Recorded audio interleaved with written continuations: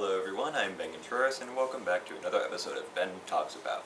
And, keeping with quite a good track record of me actually talking about stuff that's relevant these days, I'm going to go ahead and dedicate this video to the most recent Nintendo Direct that came out just a few days ago, as of the time recording this video. I would say an exact date, but depending on when this video actually gets uploaded, it may make the video seem very outdated and make me seem like I'm stupid because I don't know how to tell time.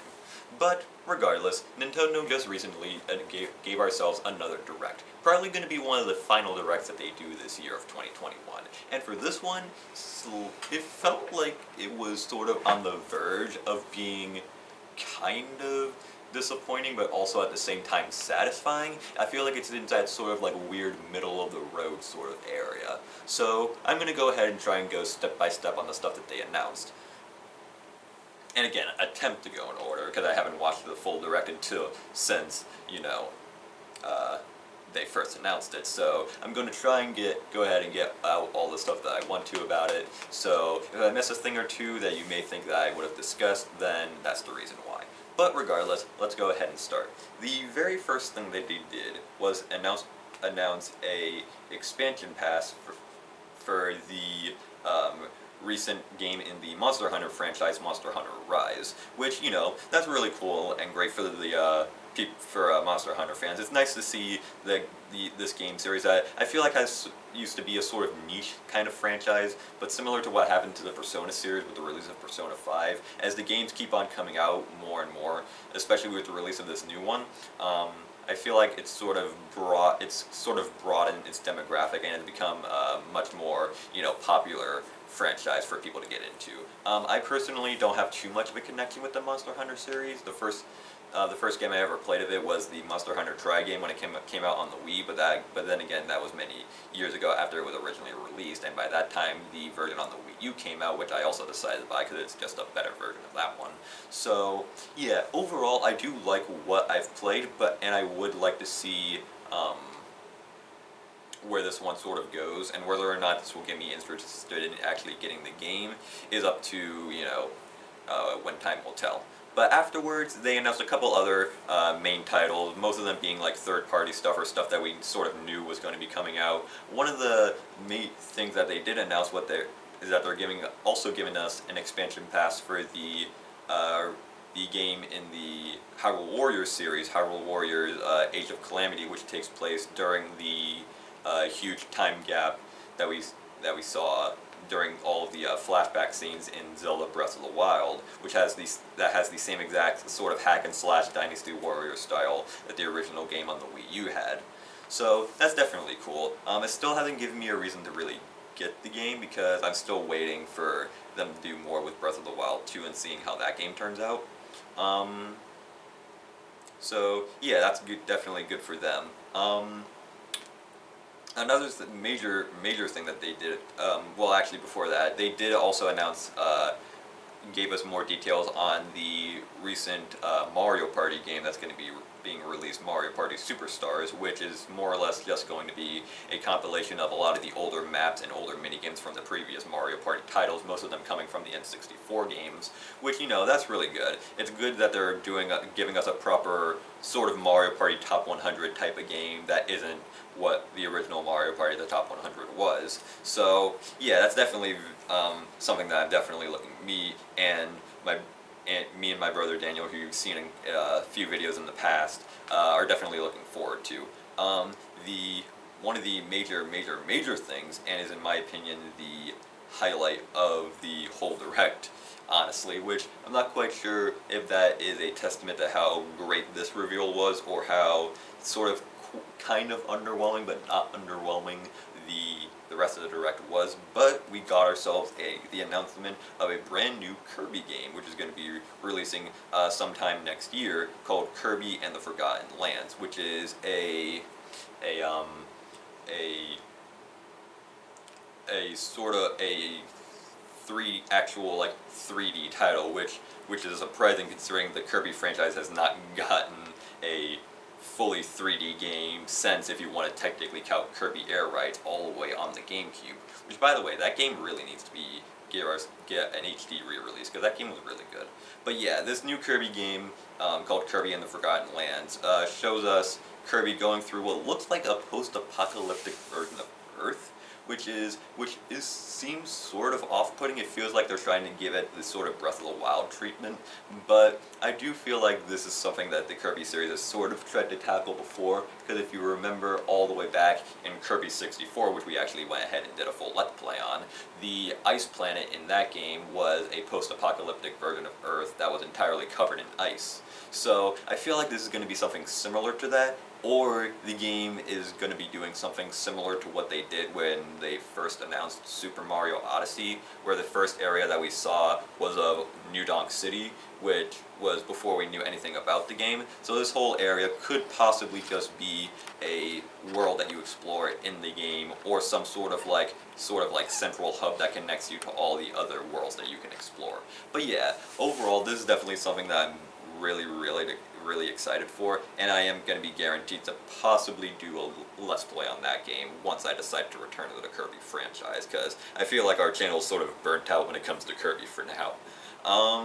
Afterwards, they announced a couple other titles. They did announce that the Mr. Sakurai of the Super Smash Bros. Game franchise is going to be announcing the final DLC character that is going to be announced for the second wave of DLC characters for the Super Smash Bros. Ultimate video game. So that's going to definitely be interesting. It makes me wonder if this is going to be the final one of just this wave, and if there's going to be a third wave, or if this is legitimately going to be the final DLC fighter that we get in this game. It is only a matter of time till we see who it is, but I feel like no matter who it is, there are going to be some people out there that are definitely going to be disappointed, and then there's also going to be people who are really excited, and then there are people like me who will just probably feel neutral about it. Unless the character that is actually announced is Sub-Zero from Mortal Kombat, which, you know, that would make me super happy, because I've been predicting that ever since they did their previous character announcement. But it's only time will tell whether or not this is going to be the true final DLC character, and if they're going to be announcing anything else about the game. Hopefully they would announce. Hopefully, if this world was perfect, they would give us make an announcement of how they're going to fix the adventure mode of that game. Because if you've seen my Smash Bros. Ultimate video, you will know that I think that World of Light is kinda garbage. But that's not the point. Afterwards, they made a couple other announcements.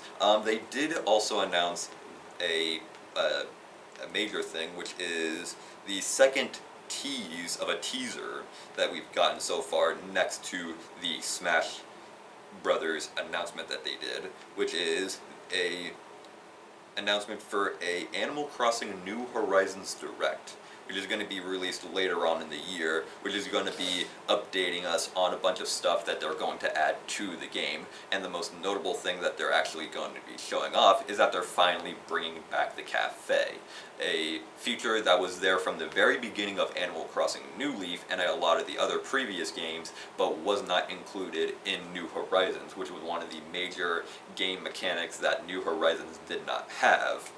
Which, you know, is really cool that they are finally announcing that, but at the same time I feel like it's a matter of too little too late, because the game has been out for quite a while now. It came out all the way back into the beginning of 2020, right as the pandemic was being, you know, at its peak of major emergency.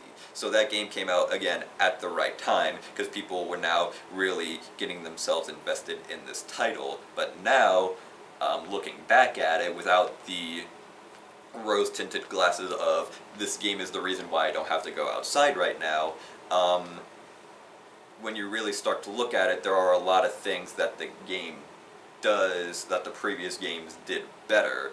And one thing that I hope that this New Horizons Direct does give us is an announcement of a few not only add a mechanic like the cafe, but also adding mechanics that'll help fix some of the issues that are with the game. One of them being that a lot of the villagers in the game have very, very like bland and stilted dialogue.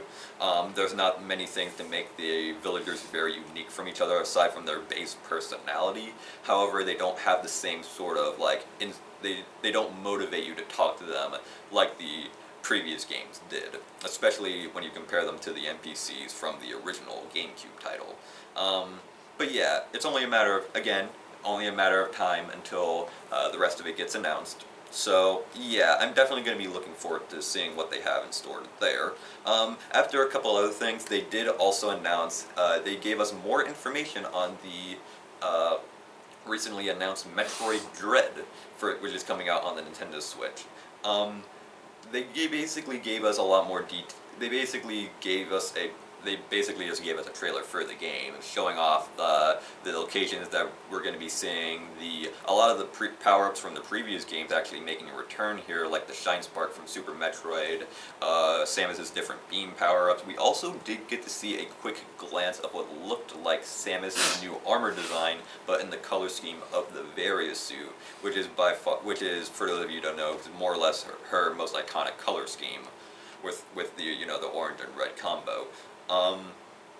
So that definitely gives questions on what exactly this new suit that Samus has is, and whether or not this is going to be like something that she gets later on in the game, or if this is just going to be the suit that she starts out with. And also it makes me ask, where exactly does this take place in the Metroid timeline? Is this going to be what we've been looking for, and it be a sequel to Metroid Fusion, which is canonically the final game in the timeline so far, or is it going to be some player in between two other separate games? Or is it going to take place, in between, like, does it have something connected to the Prime series? They haven't announced anything in terms of that, and it just makes me wonder how this game fits with the rest of the Metroid franchise. But yeah, they definitely did a good job announcing, getting lots of people hyped up for this upcoming title, which is actually going to be only has a little bit of time before it comes out, I believe. After that, we got a couple other announcements, and during that time, we also got ourselves a announcement of a supposed Super Mario Brothers animated film, which is going to be created by the animation studio Illumination, which is known for having the film titles such as Despicable Me and by extent the Minions franchise of movies. So they announced they actually announced they actually gave us an announcement of all of the major voice actors that are going to be in the game, which includes people such as Star-Lord himself from Guardians of the Galaxy, Chris Pratt being the voice of Mario in this title. We also got ourselves, who was a major person? Key from the sketch comedy series Key and Peele doing the voice of Toad. And we also got ourselves, Jack Black as Bowser and Seth Rogen as Donkey Kong. Which, that's going to be very, very interesting to see what sort of stuff they bring to the table. And I'm definitely going to be interested how exactly Chris Pratt's going to voice Mario, considering the fact that Charles Martinet has been voicing the character since his voice debut in a major Nintendo title, which was Mario 64, which was released all the way back in the 90s. So it is definitely going to be, definitely raises the questions of what exactly the story of this film is going to be, how these characters are all going to fit with each other, and also the fact that Charles Martinet is apparently going to be having a few cameo voices in this movie, but not be voicing Mario, does raise a couple of questions. But I do feel like this is not necessarily a bad thing, because I feel like we're in a sort of renaissance when it comes to video game movies nowadays. I feel like I've made this sort of speculation before, but I feel like video game movies as of right now are rather, they're a lot more safe from the Hollywood film industry, considering we've had titles such as, the Netflix Castlevania series. We've had the Sonic the Hedgehog movie, which was pretty good. We had Detective Pikachu, which was pretty good. We also had an Mortal Kombat movie, which I made a whole video on, which I really, really enjoyed. So I feel like this film is definitely going to be, it's going to be, I feel like this film is going to be fine. If anything, if it's not fantastic, it'll probably be just fine. But yeah, we also have the likes of Shigeru Miyamoto being in direct involvement with the creation of the movie, so I feel like the movie's in good hands. The next major thing that they had announced, which was after showing a few other titles, was a new compilation game, which is called the Castlevania Advanced Collection, which actually just released a few hours after the Direct was announced, which is a compilation of 4 Castlevania titles, with those being Castlevania Circle of the Moon for the Game Boy Advance, Castlevania Harmony of Dissonance for the Game Boy Advance, as well as Castlevania Aria of Sorrow for the Game Boy Advance, and Castlevania Dracula X for the Super Nintendo, which is a bit of an oddball of the group, considering it's called the Castlevania Advance Collection, and only 3 of the 4 games are Game Boy Advance titles. But it is actually really good that they're including Dracula X, because that game is by far one of the most obscure but at the same time more infamous Castlevania titles, because it was released to coincide with the Castlevania Rondo of Blood game, which is what Dracula X is a sort of a spiritual successor to, so that they could fit that type of game into a Super Nintendo cartridge. So that game has sort of been, not necessarily forgotten, but it has been sort of like pushed aside by the Castlevania fanbase, because the original Rondo of Blood game, which is really good, has been so easily, available, whether it be on the Wii Virtual Console, or the remake on the PSP, or in the duology collection of Rondo of Blood and Castlevania Symphony of the Night that came out a few years back. So again, it is nice that they are giving us these 4 titles, and it is nice to have some people that will actually be grateful enough to give us some Game Boy Advance titles. Another thing that they had announced was some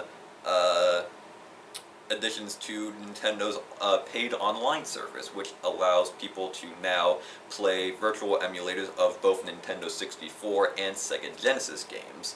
The reason why they're doing this and not just making all of these available in some sort of virtual console compilation is beyond me, or where they haven't announced a thing like a N64 Classic, or a Game Boy Advance Classic, or a GameCube Classic, which is something that I feel like the fanbase would really, really enjoy, which could have all of these games piled into one thing without having to pay for a subscription to an online service, which you're probably going to barely use except for playing those retro games, because let's be honest, Nintendo has never been had a great track record with online play, except for maybe their portable systems. They've done sort of okay, but their console online activity has not necessarily been the greatest ever since the release of the Nintendo Wii.